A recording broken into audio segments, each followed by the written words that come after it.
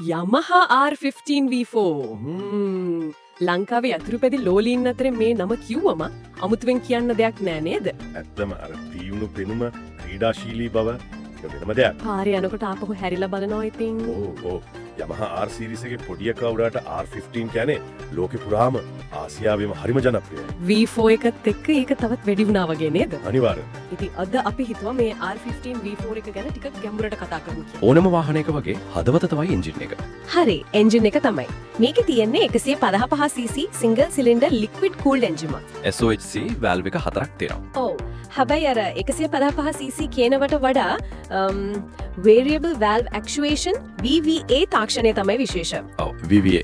ඒකලේද මේ එන්ජින් එක ලොකුම කතාව. සාමාන්‍යයෙන් පොඩි එන්ජින් වල අර අඩු RPM වල ටෝක් මදි වගේ සීන් එකක් තියෙනවානේ. හරි.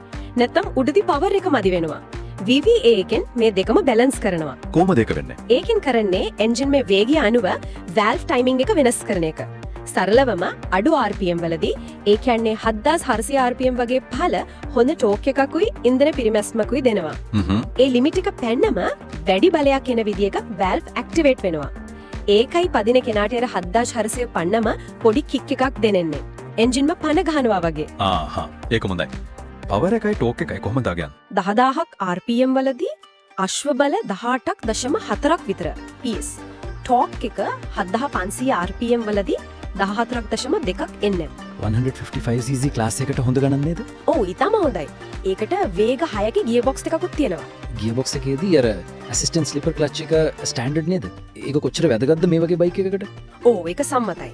ඇසිස්ට් එක නිසා ක්ලච් ලිවර් එක හරිම ලයිට්. ට්‍රැෆික් එකේදී එම ලොකු දෙයක්. ස්ලිපර් එකේ වැදගත්කම තේරෙන්නේ හાર્ඩ් බ්‍රේකින් එක එකපාර ගියර් ඩවුන් කරනකොට. වංගු වලට හිම දාද්දි. හරියටම. පස්සේ රෝදේ ලොක් වෙලා ලිස්සන්න තියෙන chance එක අඩු කරනවා. ස්ටෙබිලිටි එකට හොඳයි.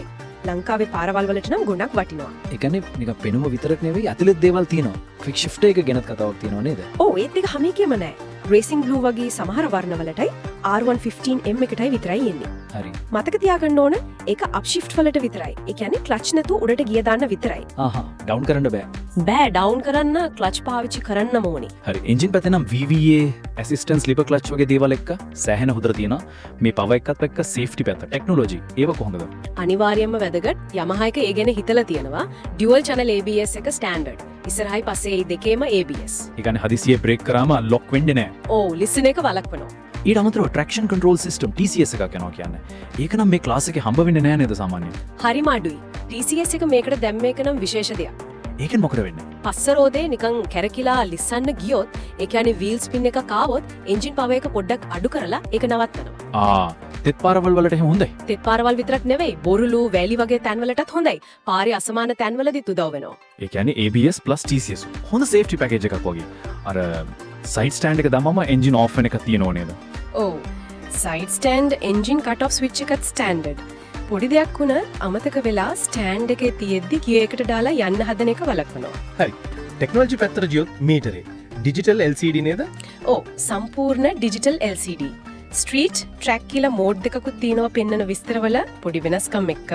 Y Connect app එක ගැනත් කියුණා නේද? Bluetooth වලින් connect වෙනවද?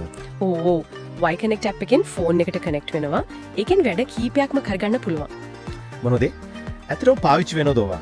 ඒක ඉතින් කෙනාගෙන් කෙනාට වෙනස් වෙයි. හැබැයි calls SMS notification මීටරේ පෙන්නනවා, ෆෝන් බැටරි ලෙවල් එක, තව ගිය දුර, තෙල් පාවිච්චිය වගේ දේවල් ඇප් එකේ සේව් වෙනවා. අන්තිමට පාක් කරපු තැන හොයාගන්න උදව් වෙන්නත් පුළුවන්. ඒක නම් හොඳයි.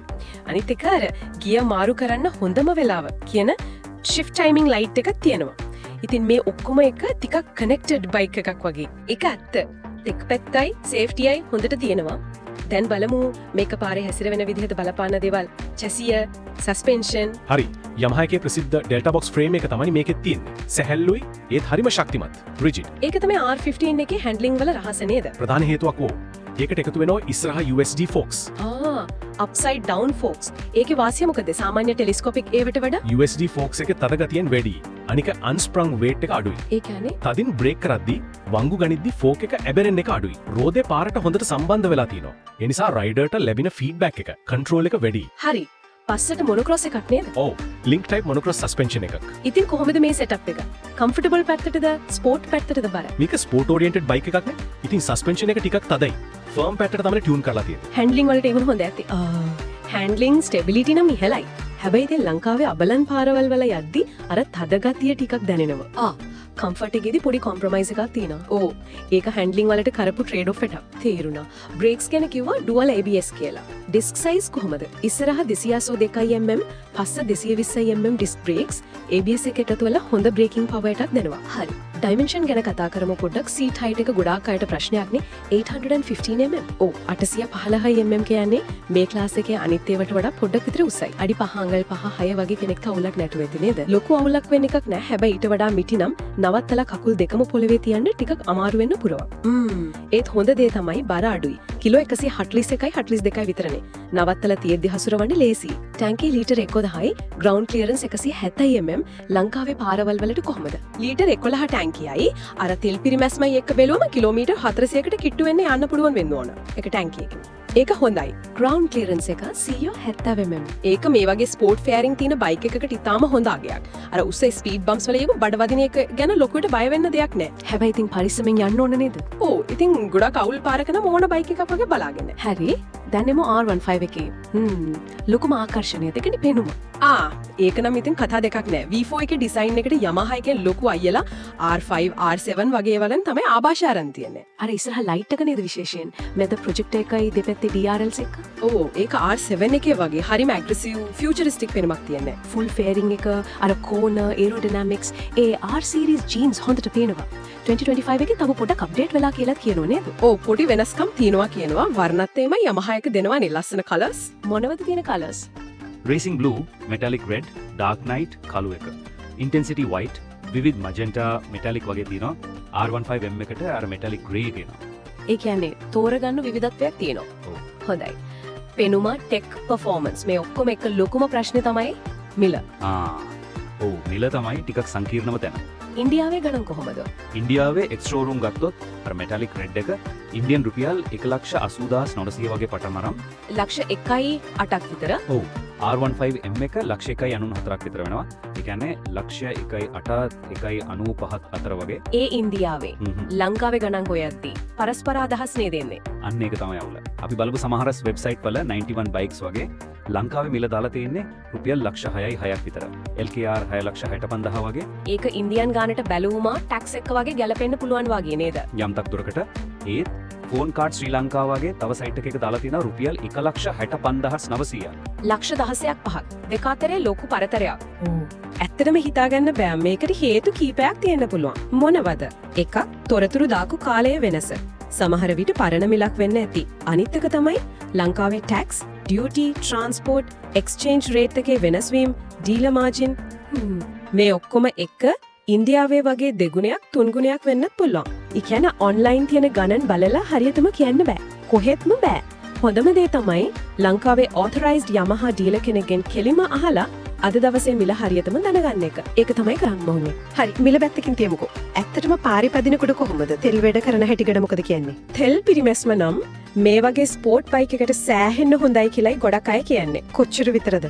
සාමාන්‍ය පාවිච්චියේදී ඒ කියන්නේ සිටි අවුට් ස්ටේෂන් මික්ස් එකේ ලීටරයට 42-45 කිලෝමීටර් per liter වගේ ගන්න පුරුවන් කියනවා. 42-45. ඒක නරකම නෑ නේද? කොහෙත්ම නෑ.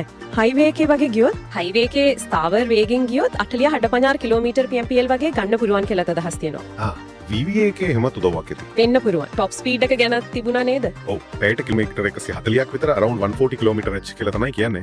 ඒක ඉතින් රයිඩර් පාර වගේ දේවල් එක්ක පොඩ්ඩක් වෙනස් වෙයි. හරි. අර Reddit කතාවට එමුද? ඔයිල් සීන් එක. ඒක පොඩ්ඩක් බලන්න ඕන දෙයක්. Reddit එකේ කෙනෙක් දාලා තිබ්බා යාගේ V4 එකේ.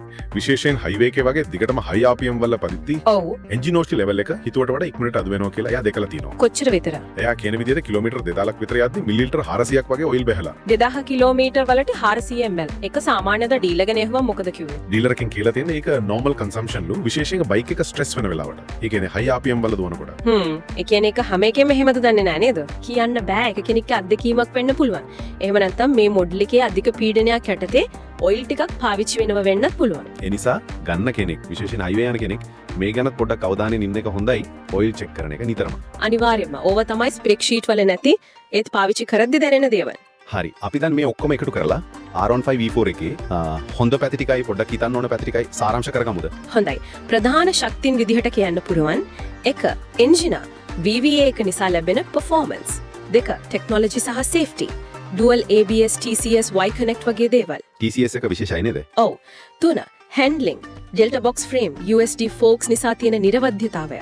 4. design අර R series look එක හරිම ආකර්ශනීයයි. 5. fuel efficiency sport bike එකක් උනාට තෙල් හොඳට කරනවා. 6. assistant slipper clutch එක standard එන එකත් ලොකු දෙයක්. හරි ඒකම සැලකිලිමත් වෙන්න ඕන දේවල්. ඔව්. 1. seat height එක 815 mm. මිටියයිට ටිකක් බලන්න වෙනවා test ride එකක් අනිවාර්යෙන්. 2. සවාරියේ සුව පහසුව. suspension එක තද නිසා අබලන් පාරවල වලට කොහොමද කියලා හිතන්න ඕන. 3. oil ගැන නිරීක්ෂණය. අර Reddit කොතාව නිසා oil level එක ගැන සැලකිලිමත් වෙන එක හොඳයි. විශේෂයෙන් හයියෙන් පදිනවනම්. ඔව්. 4. ලංකාවේ මිල. අර ලොකු ගණන් පරතරය නිසා ඩීලගෙන් අහලම හරියටම දැනගන්න ඕන. ඊටාම පැහැදිලි. අපි අද R15 V4 ගැන සෑහෙන්න විස්තර කතා කළා. ඔව් හැකියාවන් තාක්ෂණය පෙනුම ප්‍රායෝගික දේවල් ඔක්කොම වගේ. මේක ගන්න ඉන්න කෙනෙක්ට තීරණයක් ගන්න මේක උදව්වක් වෙයි කියලා හිතනවා. අනිවාර්යයෙන්ම. අවසාන වශයෙන් පොඩි දෙයක් හිතන්න ඉතුරු කරමු නේද? අපි දැක්කා මේ 155cc බයික් එකට ABS, TCS, VVA, USD forks, Y connect වගේ ලොකු බයික් වල තියෙන ගොඩක් දේවල් දාලා තියෙනවා. ඔව්. ඒ අතිනම් ගොඩක් ඉස්සරහින් ඉන්නේ. ඒත් එක්කම අර ඔයිල් වගේ ඕනර්ෂිප් එකට බලපාන දේවලුත් තියෙනවා. අනිත් පැත්තෙන් ඉන්දියාවේ ලංකාවේ අතරේ අති විශාල මිල වෙනසක්. ඇත්ත. ඉතින් හිතන්න තියෙන්නේ මේ වගේ දියුණු තාක්ෂණයයි ප්‍රායෝගික නඩත්තු කාරණාවයි ලොකු මිල පරතරයයි ඔක්කොම එකට ගත්තම R15 V4 එක වගේ බයික් එකක් value for money කියන එක මේ කැටගරි එකේ වෙනස් කරන්නේ කොහොමද? හොඳ ප්‍රශ්නයක්. ගෙනුම් කරුවෙක් මේ ඔක්කොම කිරලා මැනලා බලලා ගෙවන ගානට වටිනවද කියලා තීරණය කරන්නේ කොහොමද? ඒ ගැනත් පොඩ්ඩක් හිතන්න පුළුවන්.